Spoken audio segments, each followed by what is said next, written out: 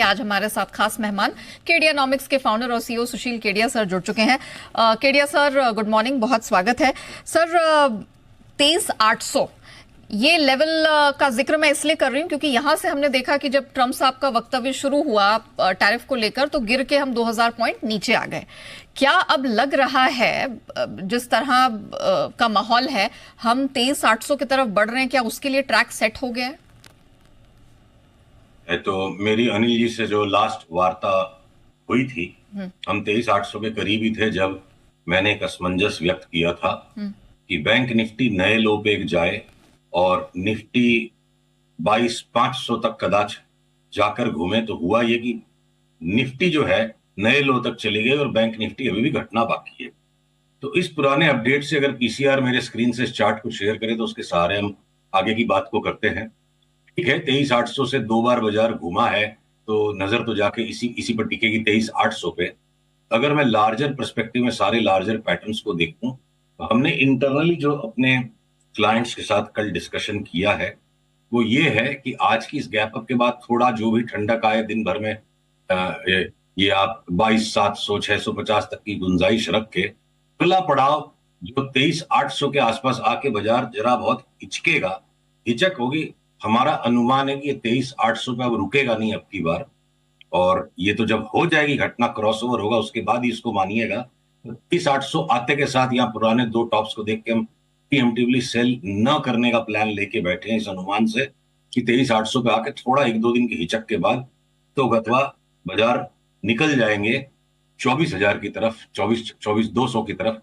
तो ब्रेकआउट को देखकर 24,200 पे जो लेंगे उसके बाद 1,000 पॉइंट की करेक्शन आएगी। तो वो जब आएगा 23,800 का लेवल, तब तक नेक्स्ट वीक हम आपके पास उपलब्ध होंगे डिस्कस करने 23,800 की प्रायर रेजिस्टेंसेस को ट्रेडिंग का जोन बनाने में गलती हो सकती है, वो हम नेक्स्ट वीक डिसाइड करेंगे। तो एक बार हमें लगता है 24,200, वहां से वापस 23,000 और फिर 25,000 तक की निफ्टी का अनुमान इस वक्त लग सकता है। और ये सारा का सारा रैली पैटर्न होगा। लॉन्ग टर्म बुल मार्केट का जो कॉल हमने 30,000 का दिया था उसे पोस्टपोन्ड करना पड़ेगा।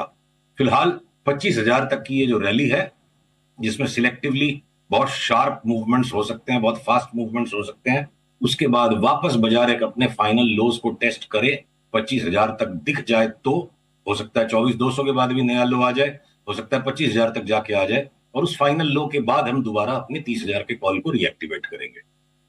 सुशील जी, ये तो बात हुई निफ्टी बैंक निफ्टी की, लेकिन सेक्टर स्पेसिफिक नजरिया इस माहौल में कैसा बन रहा है? क्योंकि टैरिफ वॉर की बातें ऐसी हो रही हैं कि आए दिन कुछ नई नई घोषणाएं ट्रंप की तरफ से होती है। ऐसे में सेक्टर स्पेसिफिक अगर स्ट्रैटेजी रखनी हो तो वो कैसी रखी जाए? कौन कौन से सेक्टर आपको अच्छे लग रहे हैं? तो मैं चार्ट की भी बात करूंगा और जो ट्रंप साहब की आपने आलोचना विवेचना जो भी हमने जो भी शब्द सही बैठते हैं कि उनको लेके कंसर्न्स जो हैं, तो देखिए एक बात है, 90 दिन के लिए अगर बाकी सारे संसार के साथ उन्होंने मित्रवत आचरण अभी दिखा दिया है कि चलो मैं बाकी सबके साथ मित्र हूं 90 दिन के लिए, तो मुझे नहीं लगता है कि वो 90 दिन के पहले बाकी लोगों को परेशान करेंगे।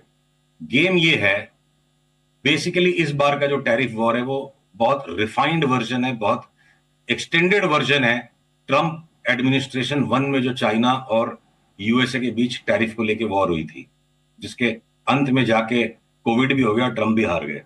बड़ी सोची समझी बहुत वेल प्लान स्ट्रेटजी के साथ इस बार लौटे हैं और इन्होंने किया ये है कि सारे संसार को अब चाइना के या तो खिलाफ कर दिया या चाइना से मौके छीनने के लिए तैयार कर दिया। चाइना पे prohibitive, not punitive, prohibitive tariff लगा दिया और 90 दिन की ये विंडो को और 90 दिन भी एक्सटेंड कर सकते, तो संसार की बाकी सारी कंपनियां कंपीट करने की कोशिश कर सकती है कि जो चाइनीज एक्सपोर्ट्स यूएसए के अंदर अब असंभव प्रतीत हो रहे हैं, क्या हम उन्हें छीन कर उस व्यापार को ले सकते हैं। तो मैनेजमेंट बाय ऑब्जेक्टिव जिसे हम कहते हैं, चाइना की हानि में सारे संसार का हित है, इस वक्त गेम थ्योरी उन्होंने ऐसी बिछा दी है। तो ऐसे माहौल के अंदर एक बार के लिए जो भयंकर क्षति हो चुकी है स्टॉक प्राइसेस की, 1.5-2-2.5 महीने की एक तगड़ी रैली बन सकती है और रैली हो सकता है एक्सटेंड भी हो जाए। उसमें आईटी के स्टॉक्स जिन पर पिछले टॉप पे पिछले साल सितंबर में, अक्टूबर में, अगस्त में जो हम बड़े टॉप्स कॉल कर रहे थे और 35-40% तक के करेक्शन को हमने कॉल फॉर किया था, बात बड़ी विवादास्पद लगी थी, वो भाव आ चुके हैं। अब हम खाली इस इंतजार में कि कैसे एक एक करके 22 सिग्नल्स आए।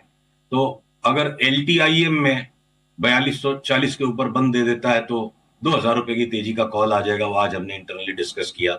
या OFSS के शेयर्स में ऑलरेडी वो बाई का कॉल आ चुका है और ये यहां से 50-60% बढ़ जाए दिवाली तक।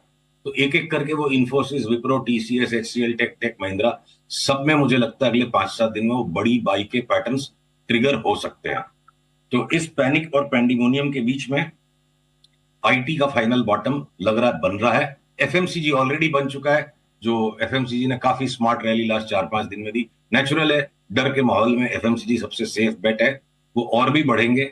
और मुझे लगता है 4-5-7 दिन में मेटल्स के भी स्टॉक का जो फाइनल कचूम्बर निकल लेगा। तो एक एक करके सेक्टोरली स्मार्ट रिवर्सल्स वर्कआउट होंगे। इस वक्त हमारा ध्यान फोकस्ड है IT पे, और सामने हम प्राइवेट बैंक जितने भी हैं, जैसे जैसे सेल सिग्नल्स मिलते जाएंगे और फर्दर ICICI, कोटक, SBI को मैं प्राइवेट बैंक्स में गिनता हूं, भले वो ओनरशिप पब्लिक सेक्टर है, HDFC बैंक, इन सबको हम एक एक करके शॉर्ट करते जाएंगे। इवन एक्सिस बैंक, सारे प्राइवेट बैंक्स को हम अभी भी शॉर्ट करेंगे। गिरने में ये लैगार्ड है और IT ने काफी एडवांस्ड फॉर्मेशंस बना दिए फाइनल बॉटम वाले। तो IT में बाइंग का मूड है, बैंकिंग में सेल का मूड है। सर, आपने इक्विटी मार्केट की तो बात कर ली, लेकिन कच्चे तेल पर भी राय दीजिए सर। जिस तरह के हालात बन रहे हैं, हम देख रहे हैं कि बड़े ब्रोकरेजेस की तरफ से भी सारे डाउनवर्ड टारगेट्स आए, और न सिर्फ इस साल के लिए, ये तो 26 और 27 के लिए भी बड़े डाउनग्रेड सामने लेकर आ रहे हैं। आपका क्या व्यू है सर कच्चे तेल पे? देखिए, जहां तक कमोडिटीज का सवाल है और खासकर कच्चे तेल में, इसमें हर तरह की फंडामेंटल एनालिसिस सिर्फ फंडा लगा के मेंटल होने का काम है। क्योंकि कच्चा तेल जो है ना, ओपेक कंट्रोल्ड है, और ओपेक सेंस करता है ग्लोबल GDP किस तरफ जा रही है, उसके हिसाब से उस सट्टे को घुमा देता है। तो बहुत ज्यादा कंट्रोल्ड कमोडिटी के अंदर में फंडामेंटल प्रोजेक्शंस फेल हो जाते हैं, टेक्निकल्स बेटर काम करते हैं। अगर PCR चार्ट दिखा सकें तो सिर्फ कच्चे तेल में जो हमने फोरकास्टिंग लगाई थी कि $62 के नीचे जाए बिना 120 का भाव आ जाएगा, उसमें सिर्फ एक एक्स्ट्रा लेयर जुड़ गया है कि 62 की जगह अब इसकी रेंज चेंज होकर के 52-53 का जो कल लेवल आ गया, ये 53 से मुझे लगता है वापस एक बार 72 जाए, 80 तक जाए, सॉरी 72 नहीं, 79-80 तक जाए, और उसके बाद आखिरी फॉल वापस 52 तक का आएगा। तब तक हमारी निफ्टी वापस 2200 आएगी या नेस्डेक वापस एक नया लो बनाती है मई के एंड में। और उसके बाद मुझे लगता है साल के एंड में हमें अभी भी बिल्कुल आश्चर्य नहीं होगा, कुछ नहीं बदला इसकी चार्ट पे। प्याज के अंदर अगर आप एक लेयर और बढ़ा दो, प्याज का एक छिलका और बढ़ जाएगा, तो प्याज ही रहेगा, वो पत्ता गोभी नहीं बन जाएगा वो पैटर्न।